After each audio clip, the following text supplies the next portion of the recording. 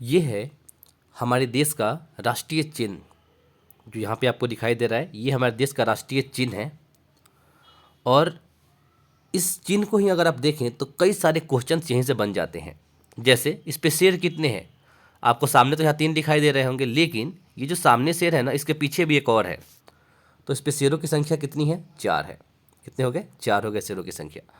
दूसरा ये पूछता है कि इस पे जो साबनी अशोक चक्र, उसके इधर साइड में क्या है? हॉर्स है, एक साइड में घोड़ा है और दूसरे साइड में क्या है? सांड है, बुल है।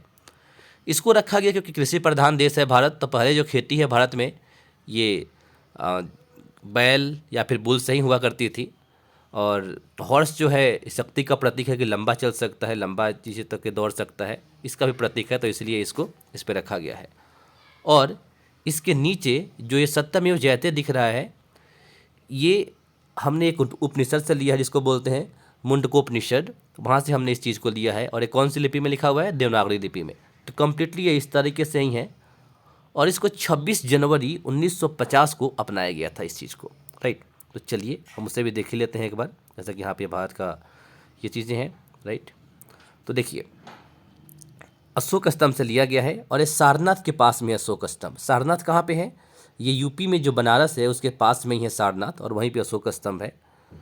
और जो हमने चक्र लिया है, इस चक्र में 24 तिलियाँ हैं, जो दिन के और रात के जो 24 घंटे होते हैं, मेला को 24 घंटे के बारे में बताती है।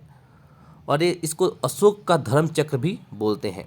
उस पर सिंह का फोटो इसलिए लिया गया है कि सिंह जो है साहस का और निर्भीकता का प्रतीक होता है, राइट, इसलिए इसको लिया गया है। और जैसा कि मैंने बताया कि इसको 26 जनवरी 1950 को अपना लिया गया था। और कृषि प्रधान है इसलिए इसको सांड का प्रतीक यहाँ पे लिया गया है, और घोड़े को लिया गया था कि ये अदमस्य शक्ति और परिश्रम और गतिशीलता का प्रतीक है, इसीलिए। और सत्यमेव जयते जो वर्ड हमने कहाँ से लिया है? मुंडकोपनिषद से। और सत्यमेव जयते का मतलब होता है सत्य की ही विजय होती है।